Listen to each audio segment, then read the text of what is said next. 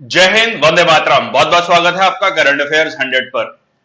आज हम बात करने जा रहे हैं इंडियन पॉलिटी के या कह लीजिए कॉन्स्टिट्यूशन के बहुत ही important case, that is Kesavananda Bharati case. Kesavananda Bharati versus state of Kerala 1973। बहुत इंपॉर्टेंट केस है। अगर आप लॉ के छात्र हैं या किसी भी कॉम्पिटिटिव एग्जाम की तैयारी कर रहे हैं तो केशव नंदा भारती केस के बारे में आप जरूर पढ़ेंगे, स्पेशली कॉन्स्टिट्यूशन में। तो क्या है केशव नंदा भारती केस, समझेंगे क्या उसमें डिसीजन लिया गया, क्यों लिया गया, क्या उसके पीछे बैकग्राउंड था। तो डिटेल में समझने की कोशिश करेंगे, एक एक लीगल पॉइंट को समझेंगे। So please watch the session till the end, क्योंकि इंपॉर्टेंट है अगर आप कॉम्प्रिहेंसिवली पॉलिटी का इस इंपॉर्टेंट टॉपिक को समझना चाहते हैं। चलिए आगे बढ़ते हैं। आगे बढ़ने से पहले मैं Sandeep Bansal, x assistant commandant BSF, आपका स्वागत करता हूं। करंट अफेयर्स 100 चैनल को लाइक, शेयर, सब्सक्राइब कर लीजिए, बेल आइकन बटन को दबा लीजिए ताकि नोटिफिकेशंस मिलती रहे। देखिए, अब बात करते हैं केशव नंदा भारती केस। देखो, केशव नंदा भारती केस में क्या हुआ उसमें बात करने से पहले हमें शंकरी प्रसाद केस, गोलकनाथ केस के बारे में भी पढ़ना पड़ेगा ताकि हम उसको अच्छे से समझ सकें। अगर शुरुआत का दौर देखें, देखिए 1950 में संविधान लागू होता है, 26 जनवरी 1950। मेजॉरिटी ऑफ द कॉन्स्टिट्यूशन, कुछ पार्ट कॉन्स्टिट्यूशन का 26 नवंबर 1949 को ही लागू हो गया था, बट मेजॉरिटी पार्ट जो है 26 जनवरी 1950 को लागू हुआ, जिसको हम गणतंत्र दिवस के रूप में देखते हैं। अब यहां पर एक पावर स्ट्रगल शुरू होता है जुडिशरी और लेजिस्लेचर के बीच में। क्या हुआ देखते हैं। तो ये जो केस है ये अपने आप में बहुत यूनिक माना जाता है इंटरनेशनल कॉन्स्टिट्यूशनल लॉ में, not just in India, all over the world. Political circumstances भी इसमें अपना एक रोल प्ले करते हैं। एक balance, shift in the balance देखा गया डेमोक्रेटिक पावर में, और एक unprecedented number of separate opinions थे, क्योंकि 13 जजेस, सुप्रीम कोर्ट के 13 जजेस इसमें बैठे थे, और जो ये जजमेंट है ये 7 और 6 की रेशो में आई थी। बहुत इंपॉर्टेंट है, अगर आप देखेंगे एब्सोल्यूट लेंथ जजमेंट की 800 पेज की थी। लगभग इतने जो है वर्ड्स इसमें लिखे गए थे, और लगभग 5 महीने लगे इस अपील, मतलब जैसे हाई कोर्ट से सुप्रीम कोर्ट में ये केस गया, तो लगभग 5 महीने लगे, 13 जजेस ने बैठकर इस पर डिसीजन लिया। तो अपने आप में एक बहुत लैंडमार्क जजमेंट कही जाती है आफ्टर इंडिपेंडेंस। देखो, अब थोड़ा सा हमें आजादी से पहले जाना पड़ेगा।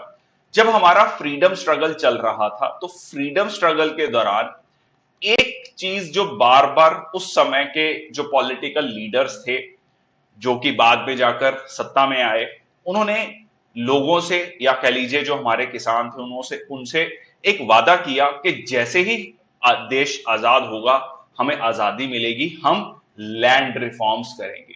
लैंड रिफॉर्म्स को आप सिंपल भाषा में यह समझ सकते हैं कि जो कंसंट्रेशन ऑफ लैंड था जमींदार के पास, जो बहुत ज्यादा जमीन थी, उनसे लेकर जो एक्चुअल खेती कर रहे थे, जो किसान थे, उनमें बांट दी जाएगी। ठीक है जी। अब जब देश आजाद होता है, संविधान सभा बनती है, संविधान बनना शुरू होता है, तो प्रॉपर्टी का जो राइट है वो एक मौलिक अधिकार बनाया गया अंडर आर्टिकल 19(1)(f) एंड 31। अब होता क्या है कि जो वादा किया गया था पॉलिटिकल लीडर्स के द्वारा, वो वादा पूरा करने का अब समय आ चुका था। 1950 में बिहार में लैंड रिफॉर्म्स एक्ट पास होता है, जिसको कि पटना हाईकोर्ट नलीफाई कर देता है। वो कहते हैं कि भाई साहब ऐसा है, आप लैंड रिफॉर्म्स एक्ट ला ही नहीं सकते, क्योंकि जो आपका प्रॉपर्टी है, राइट टू प्रॉपर्टी, वो एक मौलिक अधिकार है। और आर्टिकल 13(2), अब यहां पर आर्टिकल 13(2) बहुत इंपॉर्टेंट हो जाता है। मैं टेक्निकल नहीं जाना चाहता, बट सिंपल भाषा में समझने की कोशिश करते हैं। यह कहा गया है 13(2) में कि कोई भी लॉ संविधान में जो पार्ट 3 में राइट्स लिखे गए हैं, दैट इज फंडामेंटल राइट्स, मौलिक अधिकारों का हनन नहीं कर सकता। मतलब स्टेट का मतलब यहां पर स्टेट गवर्नमेंट नहीं है, स्टेट का मतलब यहां पर parliament, state legislature, central government, state government, local government, PSUs, जो सरकार जिसे हम कह सकते हैं, सरकार कोई भी ऐसा law, rules, regulation, bylaws नहीं बना सकती जो कि मौलिक अधिकारों का हनन करे। अब पॉइंट आता है कि ये लॉ क्या है। क्या इस लॉ में जो संविधान में संशोधन की जाएगी, जिसे कॉन्स्टिट्यूशनल अमेंडमेंट कहते हैं, वो भी आएगा कि नहीं? ये सबसे बड़ा पॉइंट था। मतलब आज मान के चलिए कि पूरे सेशन में यही डिस्कशन होने वाला है कि आर्टिकल 13(2) में जो ये शब्द लिखा गया है लॉ, इसमें क्या संविधान की जो संशोधन है वो इंक्लूड होगी या नहीं होगी। चलिए देखते हैं। अब इसमें यह कहा गया कि जो ये नलीफाई किया गया, ये कहा गया कि राइट टू प्रॉपर्टी है तो लैंड रिफॉर्म्स नहीं आ सकते। अब इसका तोड़ कैसे निकाला गया? इसका तोड़ ये निकाला गया कि उस समय की जो संविधान सभा थी, जो कि पार्लियामेंट, प्रोविजनल पार्लियामेंट के रूप में भी काम कर रही थी, उन्होंने संविधान में पहली संशोधन पास की। अब ये देखो कि 26 जनवरी 1950 को संविधान लागू होता है और 1951 में ही हमें संविधान में संशोधन करने की जरूरत पड़ गई, और अभी तक पहली पार्लियामेंट भी नहीं बनी थी, लोकसभा इलेक्शन नहीं हुए थे, 1952 में जाकर हुए हैं लोकसभा इलेक्शन। तो ये प्रोविजनल पार्लियामेंट ने ही पहली संविधान संशोधन पास कर दिया। उसमें क्या किया गया, संविधान में 9th शेड्यूल ऐड किया गया। 9th शेड्यूल में क्या था, वो कानून रखे गए मेनली लैंड रिफॉर्म्स को, जो कि जुडिशरी उसको रिव्यू नहीं कर सकती। मतलब अगर जो कानून 9th शेड्यूल में डाल दिया जाएगा, उसको जो है कानूनी रूप पर कोर्ट में चैलेंज नहीं किया जा सकता। अब इसको क्या हुआ, इसको ऑब्वियसली जब जमींदार की जमीन आप छीन रहे हैं, तो जमींदार ने जो है, जमींदारों ने मिलकर जो है इस अमेंडमेंट को चैलेंज कर दिया, क्योंकि सीधा सीधा ये जो अमेंडमेंट थी या 9th शेड्यूल था, उनसे उनकी जमीनें लेना चाहता था। चलिए आगे बढ़ते हैं, स्टोरी देखते हैं आगे क्या हुआ। अब Shankari Prasad versus union of India case बनता है 1951। ठीक है, सुप्रीम कोर्ट में एक केस पहुंचता है और यह कहा गया कि जो लॉ है अंडर आर्टिकल 13(2), इसमें संविधान में संशोधन आता है या नहीं आता। अब इसमें यह कहा गया कि ये प्रोहिबिट करता है parliament from making any laws जो कि फंडामेंटल राइट्स को एब्रिज करते हैं या मतलब उसका हनन करते हैं। इसमें 5 जजेस की एक सुप्रीम कोर्ट की बेंच बैठती है और उन्होंने इस आर्ग्यूमेंट को रिजेक्ट कर दिया। उन्होंने ये कहा कि जो ऑर्डनरी लॉ है वो लेजिस्लेटिव पावर है, कॉन्स्टिट्यूशनल लॉ कॉन्स्टिट्यूएंट पावर है। जो कंटेंट किया गया प्ली में जमींदारों के द्वारा कि अमेंडमेंट जो संविधान में संशोधन है वो लॉ के अंतर्गत ही आती है। अगर लॉ के अंतर्गत आएगी तो आप अमेंडमेंट नहीं कर सकते, या सीधा सीधा कहें जो फंडामेंटल राइट को इन्फ्रिंज नहीं कर सकते। इन्फ्रिंज मतलब आप प्रॉपर्टी का राइट छीन नहीं सकते, क्योंकि संविधान संशोधन जो है लॉ के अंतर्गत आती है, ऐसा जमींदारों का कहना था। बट इस पॉइंट को सुप्रीम कोर्ट ने खारिज कर दिया। उन्होंने कहा लॉ अलग है, जो 13(2) में लिखा गया है, संविधान संशोधन अलग है। तो ये सिर्फ लॉ की बात करता है कि लॉ हनन नहीं कर सकता मौलिक अधिकारों का, संविधान संशोधन कर सकता है। कहीं ना कहीं आप ये कह सकते हैं कि यहां पर सुप्रीम कोर्ट ने सरकार की ही बात को आगे रखा, क्योंकि उस समय देश नया आजाद हुआ था। ये भी कह सकते हैं कि अल्टीमेटली लैंड रिफॉर्म्स को ओके कर दिया गया कि हाँ लैंड रिफॉर्म्स ओके हैं, लैंड रिफॉर्म्स में कोई दिक्कत नहीं, 9th शेड्यूल में कोई दिक्कत नहीं, ऐसा फाइनल जजमेंट में आया। क्लियर हुआ ये पॉइंट? दोबारा क्लियर कर देता हूं, बहुत बच्चों को कंफ्यूजन रहती है। लॉ जो लिखा गया है आर्टिकल 13(2) में, उसमें संविधान संशोधन नहीं आता, शंकरी प्रसाद केस में कहा गया। इसका मतलब यह हुआ इसके संविधान संशोधन करके आप प्रॉपर्टी का राइट छीन सकते हैं या पार्शली छीन सकते हैं। ठीक है, पूरी तरीके से नहीं बट पार्शली छीन सकते हैं। ठीक है, आगे चलते हैं। अब अगला केस आता है Sajjan Singh versus state of Rajasthan 1965। इसमें 17वीं जो संशोधन किया गया 1964 में, इसमें यह चैलेंज नहीं किया गया कि पार्लियामेंट संविधान मौलिक अधिकारों का हनन कर सकता है संविधान संशोधन करके या नहीं, इस चीज को चैलेंज नहीं किया गया। इसमें बेसिकली प्रोसीजर को चैलेंज किया गया। इसमें एक बार में 44 लॉस को ऐड किया गया 9 शेड्यूल में, तो प्रोसीजर को चैलेंज किया गया, बट इसको भी डिसमिस कर दिया। अब ये जो केस है Sajjan Singh versus state of Rajasthan, अगर मैं, क्योंकि हमें अल्टीमेटली केशव नंदा भारती केस पढ़ना है, इसमें यह कह सकते हैं कि केशव नंदा भारती केस की जो सबसे बड़ी बात थी डॉक्ट्रिन ऑफ बेसिक स्ट्रक्चर, उसका बीज कब बोया गया? उसका बीज बोया गया Sajjan Singh versus state of Rajasthan के केस में। उसमें जस्टिस मधौलकर क्या लिखते हैं, देखिए जस्टिस मधौलकर लिखते हैं कि एक डॉक्ट्रिन ऑफ बेसिक स्ट्रक्चर है, मतलब exactly doctrine of basic structure नहीं कहा, उन्होंने कहा कि संविधान सभा की एक मंशा थी, एक वो कुछ करना चाहते थे, उसको परमानेंसी देनी चाहिए to the basic features of the constitution. यहां पर कॉन्स्टिट्यूशन ऐड कर लीजिएगा। तो संविधान की एक मंशा है, संविधान सभा की एक मंशा है, उसको आप चैलेंज नहीं करना चाहिए। सीधा सीधा डॉक्ट्रिन ऑफ बेसिक। अब डॉक्ट्रिन ऑफ बेसिक स्ट्रक्चर क्या, हम आएंगे अब उस पर भी। मतलब कुल मिलाकर एक मूलभूत ढांचा है जिस पर पूरा संविधान खड़ा है, उसको आप ठीक छेड़ना नहीं चाहिए लेजिस्लेचर को, ठीक है, लॉ मेकिंग बॉडी को। चलिए अब आते हैं Golaknath versus state of Punjab 1967 में। अब अगेन लैंड ओनर्स जो थे, उनको उनकी जो सरप्लस लैंड होल्डिंग्स थी, मतलब जो जमीन थी एक बियॉन्ड अ लिमिट, उनको छीना गया लैंड रिफॉर्म लेजिस्लेशन के थ्रू। क्योंकि पहले हमने देखा शंकरी प्रसाद केस में लैंड रिफॉर्म लॉज को ओके कर दिया गया था। अब इसमें यह कहा गया, अगेन इसी बात को रखा गया, इसमें 11 जज बैठे। इसमें यह पूछा गया कि क्या संविधान संशोधन करके फंडामेंटल राइट्स को छीना जा सकता है, और क्या कोर्ट इन संविधान संशोधन को रिव्यू कर सकती है या नहीं। इसकी जजमेंट 6-5 के रूप में आई, और सुप्रीम कोर्ट ने जो पहली जजमेंट थी शंकरी प्रसाद में, उसको ओवर रूल कर दिया, मतलब उसको खारिज कर दिया। नई जजमेंट दी, उन्होंने कहा कि देखिए भाई साहब, ऐसा है कि जो संविधान संशोधन, कॉन्स्टिट्यूशनल अमेंडमेंट और जो लॉ है वो एक ही है, उसमें कोई फर्क नहीं है।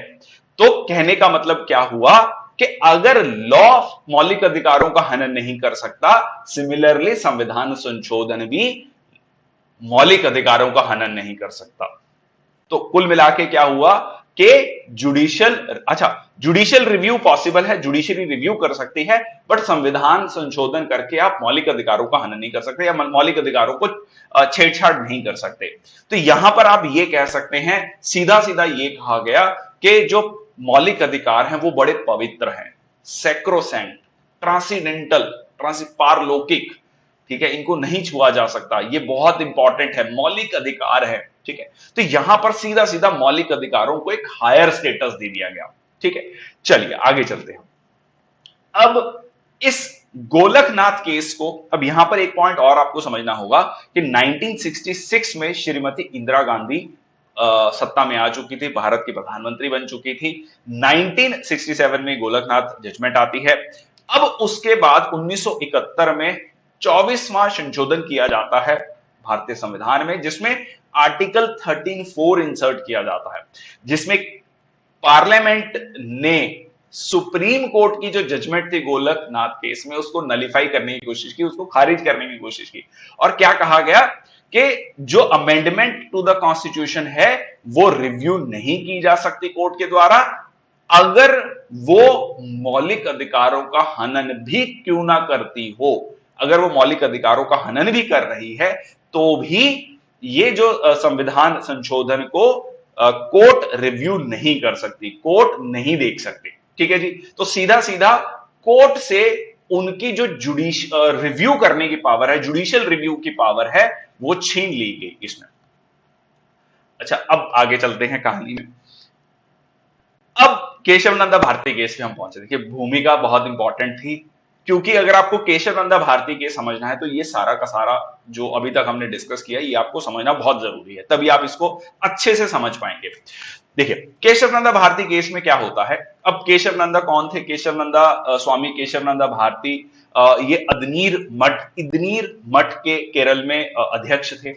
अब केरल सरकार जो है लैंड रिफॉर्म्स एक्ट लेकर आते हैं 1963, जिससे इनकी जो प्रॉपर्टी या कह लीजिए रिलीजियस इंस्टीट्यूशन, जो धार्मिक संस्था थी, उसकी प्रॉपर्टी अफेक्ट होती है। और इन्होंने ये जो स्टेट लैंड रिफॉर्म लेजिस्लेशन था जो केरल सरकार लेके आई थी, इसको चैलेंज किया 1970 में। अच्छा, इस बीच में क्या होता है कि पार्लियामेंट भी कॉन्स्टिट्यूशन में एक कह लीजिए संविधान संशोधन करती है। Parliament pass the constitution 29th constitutional amendment act 1972। ये इसको कॉन्स्टिट्यूशनल अमेंडमेंट कर लीजिएगा, संविधान में संशोधन करके कुछ लैंड रिफॉर्म लॉज को 9 शेड्यूल में डाल देती है, जिससे कि जो स्वामी केशव नंदा थे उनका ये जो राइट टू प्रॉपर्टी है वो इफेक्ट होता है। यहां पर उनकी तरफ से केस लड़ने वाले थे नानी Palkhivala, one of the brilliant advocates India ever has. बहुत इनके बारे में, अगर आप लीगल फ्रेटर्निटी से हैं तो इनके बारे में काफी कुछ पढ़ेंगे। सो ही वाज द एडवोकेट जिन्होंने सुप्रीम कोर्ट में स्वामी केशवानंद भारती का केस रखा। ठीक है जी, चलिए आगे बढ़ते हैं।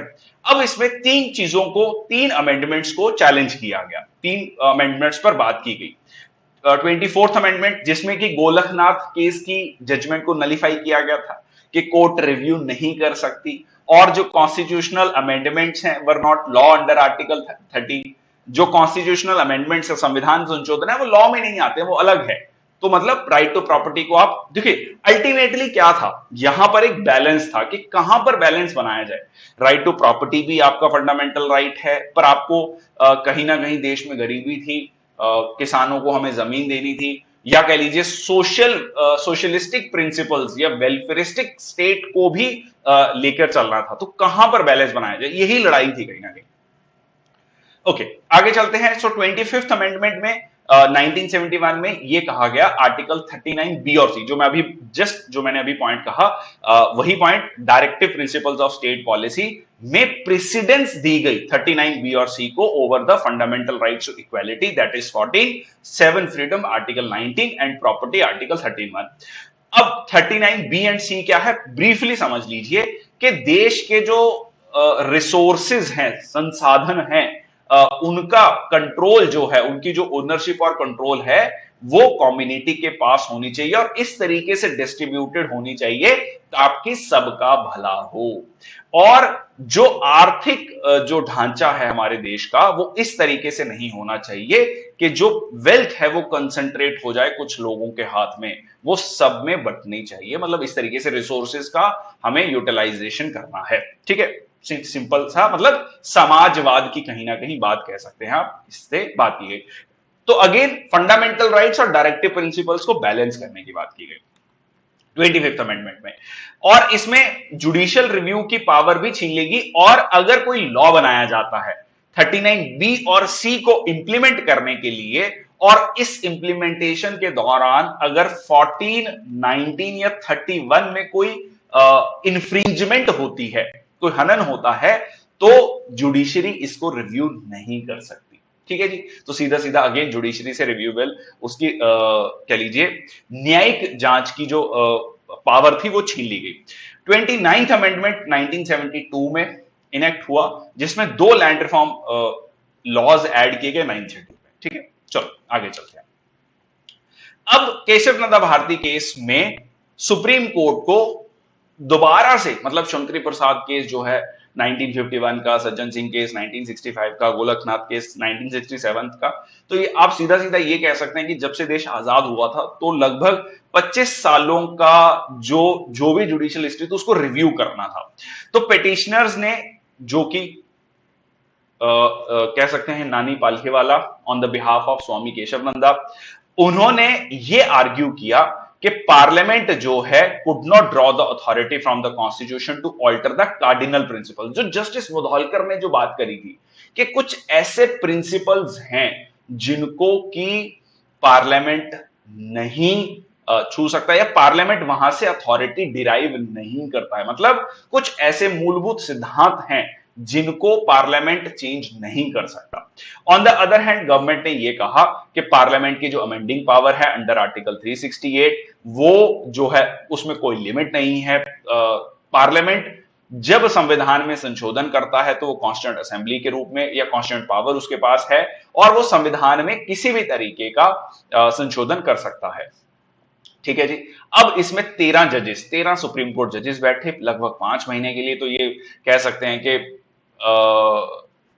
इंडियन जुडिशरी का after independence one of the most significant judgements कही जाती है। अब इसमें क्या हुआ, अब मेजॉरिटी का व्यू निकल कर क्या आया, अब ये देख लीजिए 24th अमेंडमेंट जिसमें गोलकनाथ केस को नलीफाई किया गया। इसमें कहा गया कि बिल्कुल ठीक है, कोई दिक्कत नहीं है।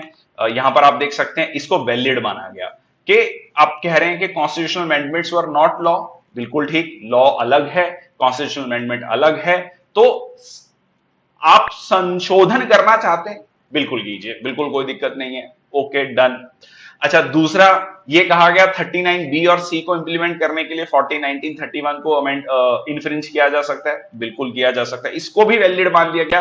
पर ये वाला पॉइंट, सेकंड वाला पॉइंट, जुडिशियल रिव्यू की पावर जो ली गई है ये ठीक नहीं है। सिमिलरली इसमें भी जुडिशियल रिव्यू की पावर जो ली गई है वो ठीक नहीं है, उसको वॉइड मान लिया गया, ठीक है, उसको खारिज कर दिया गया और इसको भी वैलिड मान लिया गया। ठीक है, इसमें बहुत ज्यादा कोई डिस्प्यूटेबल पॉइंट नहीं था, मेनली ये दो अमेंडमेंट्स थी। आई होप आपको समझ आ रहा है। कमेंट सेक्शन बॉक्स में जरूर लिख दीजिएगा अगर किसी पॉइंट पे नहीं समझ आ रहा, मैं दोबारा बहुत सीक्वेंशियली चल रहा हूं ताकि पूरी कहानी समझ आए। ओके, तो यहां पर अब आता है गोलकनाथ जजमेंट को ओवररूल कर दिया गया। यह कहा गया कि कोई भी इंप्लाइड लिमिटेशन नहीं है पार्लियामेंट की अमेंडिंग पावर पर, पार्लियामेंट अमेंड कर सकते कॉन्स्टिट्यूशन को, पार्लियामेंट खुश।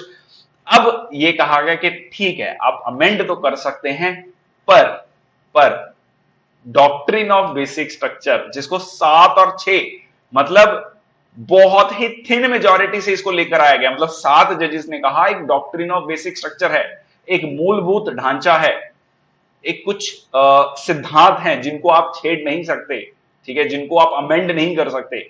सो expression amendment did not encompass defacing the constitution.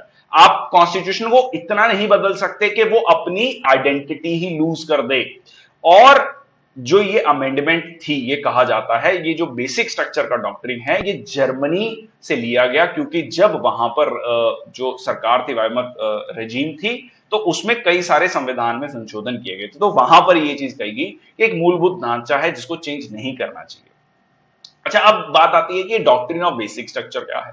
इसमें इसको लेकर भी कोई सेम ओपिनियन नहीं था। मतलब अगर 7 जजेस ने यह कहा कि डॉक्ट्रिन ऑफ बेसिक स्ट्रक्चर है, तो सातों की मतलब कह सकते हैं सब जजेस की जो डेफिनेशन थी बेसिक स्ट्रक्चर की ये वेरी करती है। ठीक है जी, चलिए ब्रॉडली इन्होंने क्या कहा, सबने मिलकर, मैं सबको एक साथ लेकर चल रहा हूं क्योंकि अलग अलग से सबने क्या क्या कहा वो शायद उतना इंपॉर्टेंट नहीं है, बट ओवरऑल क्या क्या चीजें कही गई। Supremacy of the constitution, Republican गणतंत्र जो है, और जो हम डेमोक्रेसी है लोकतंत्र, और गणतंत्र जो हमारी सरकार है, secular character of the constitution, separation of powers between the legislature, executive and judiciary, federal character of the constitution जो division of powers between centre and the states, dignity of the individual, कहीं ना कहीं fundamental rights की जो एक supremacy है over all other parts of the constitution, welfare state की जो डायरेक्टिव प्रिंसिपल्स में पार्ट 4 ऑफ द कॉन्स्टिट्यूशन में कही गई है, देश की एकता अखंडता, देश की संप्रभुता सॉवरेनिटी, ये सारी की सारी चीजें जो हैं डॉक्ट्रिन ऑफ बेसिक स्ट्रक्चर में आती हैं। बट ये भी कहा गया, स्टार मार्क करके कह सकते हैं कि ये एग्जॉस्टिव लिस्ट नहीं है, और भी चीजें समय के साथ साथ आती जाएंगी, और ऐसा हुआ भी, ठीक है, समय से और कई सारी चीजें इसमें ऐड की गई। चलिए, अब मैक्सिमम जजेस ने बेसिकली प्रियम्बल पे, फंडामेंटल मौलिक अधिकारों पे और directive principles of state policy पर डिपेंड किया डॉक्ट्रिन ऑफ बेसिक स्ट्रक्चर में क्या क्या आएगा इस चीज को बताने के लिए। अब जो ऑब्जर्वेशन है सुप्रीम कोर्ट जजमेंट की केशव नंदा भारती केस में, कि केशव नंदा भारती केस में फाइनली ये एस्टेब्लिश कर दिया गया कि सुप्रीम कोर्ट की जो अथॉरिटी है वो अनमैच्ड है, जब इन मैटर्स ऑफ कॉन्स्टिट्यूशनल मैटर्स, या कह लीजिए इन कॉन्स्टिट्यूशनल मैटर्स, संविधान से रिलेटेड अगर कोई भी चीज को रिव्यू करना है, समझना है, तो वहां पर सुप्रीम कोर्ट कहीं ना कहीं सुप्रीम है।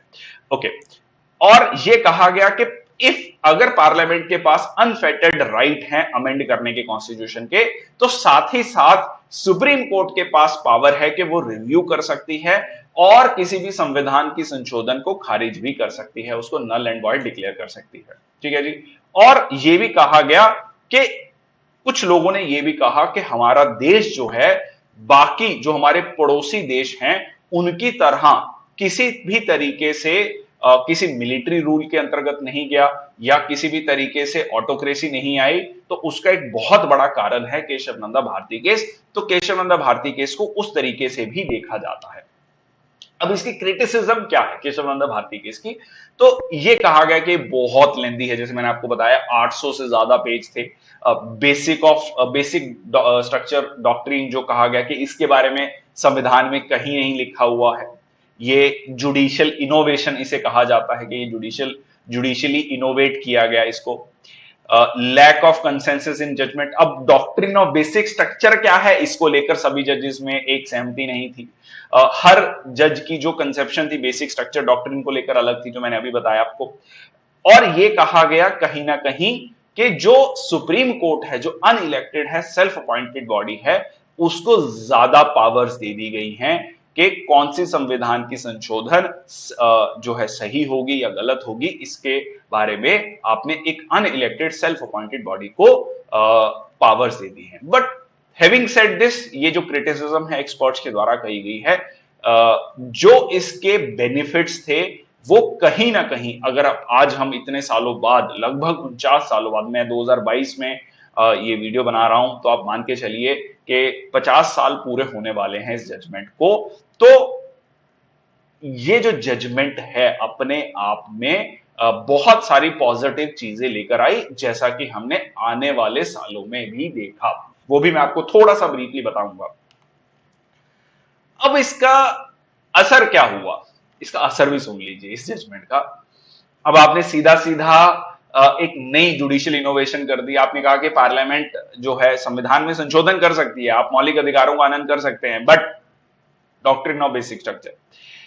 अब ये जजमेंट आती है 24 अप्रैल 1973 या कह लीजिए 24 अप्रैल 1973 को। And what happened after that, the chief justice of India SM. Sikri was due to retire a day after the decision in Keshav Nanda.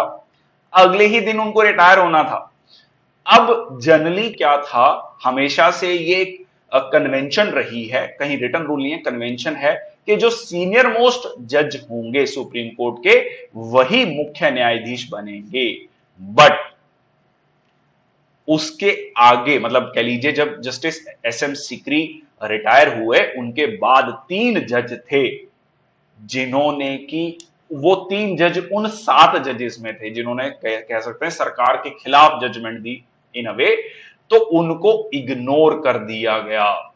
Government ignoring justice Shelat followed by justice Grover and Hegde. और जो चौथे सीनियर मोस्ट जज थे जज ए.एन. रे। तो यहां पर आप ये देख सकते हैं जस्टिस ए.एन. रे, ये जस्टिस एस.एम. सिकरी हैं। तो उनको अपॉइंट कर दिया गया मुख्य न्यायाधीश के रूप में। इसके कह सकते हैं कि विरोध में इन तीनों जजेस ने रिजाइन कर दिया, justice Grover, justice Hegde, justice Shelat. Okay, अब उसके बाद क्या होता है, राजनारायण केस भी आता है। देखिए कैसे ये पूरी की पूरी कहानी है, अगर आप कहानी समझ लेंगे तो बहुत सारी चीजें समझ आ जाएंगी, संविधान को समझने में बहुत आसानी हो जाएगी। तो राजनारायण केस जो है, यहां से रायबरेली कॉन्स्टिट्यूएंसी से प्रधानमंत्री इंदिरा गांधी चुनकर आई थी। उनके ओपोजिट में उनके कह लीजिए प्रतिद्वंदी थे राजनारायण।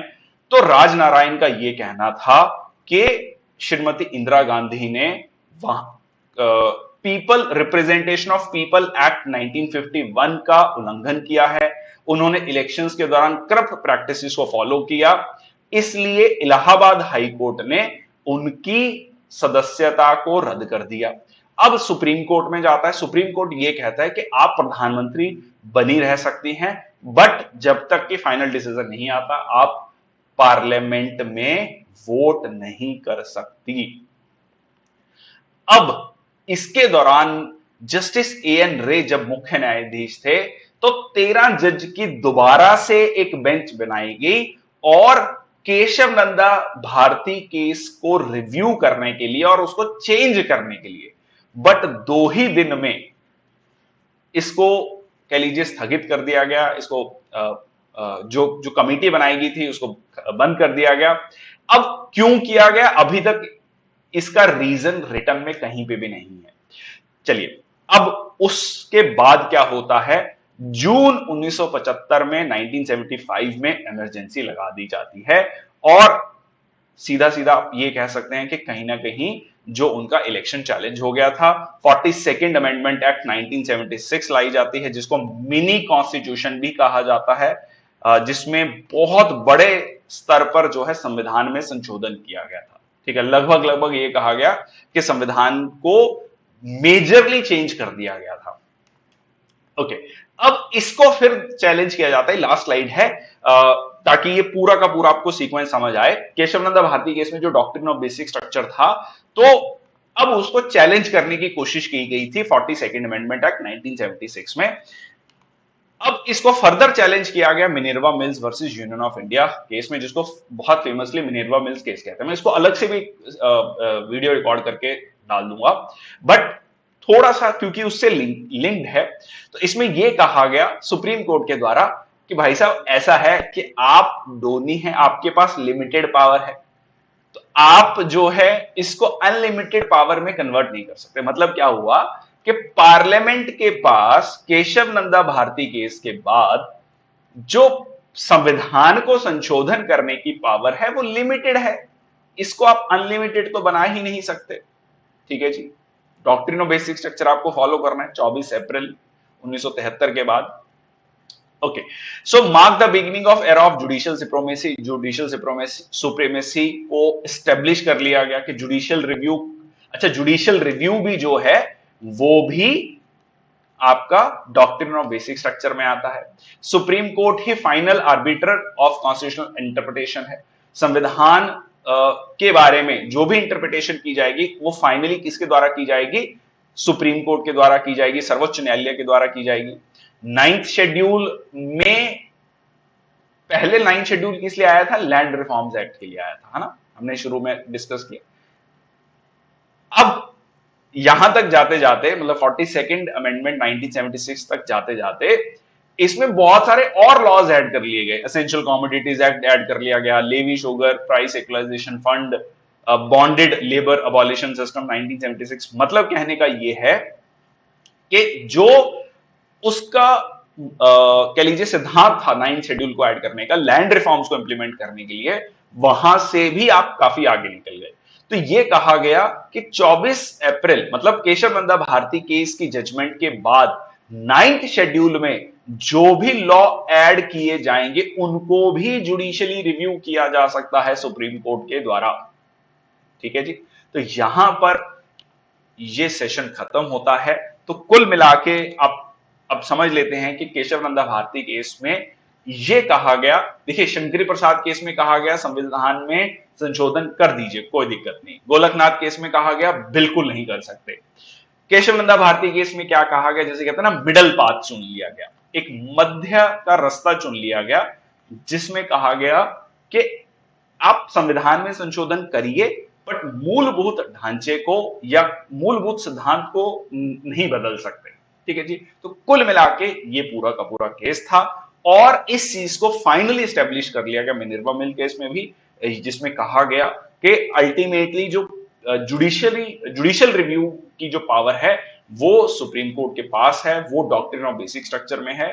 किसी भी तरीके की अमेंडमेंट, किसी भी तरीके का लॉ, इवन जो लॉ ऐड किए गए हैं 9th शेड्यूल में आफ्टर Kesavananda Bharati case judgement, वो भी जुडिशियली रिव्यूएबल हैं, जुडिशियली रिव्यू के अंतर्गत आते हैं। ठीक है जी, तो ये था आज का सेशन। कैसा लगा session please comment section box में बताइएगा। कोई चीज नहीं समझ आई वो भी बता दीजिएगा। बहुत बहुत धन्यवाद। अगर सेशन अच्छा लगा तो please do like and share the session and also subscribe the channel current affairs 100 और बेल आइकन बटन को दबा दीजिए ताकि नोटिफिकेशन मिलते रहे। बहुत बहुत धन्यवाद।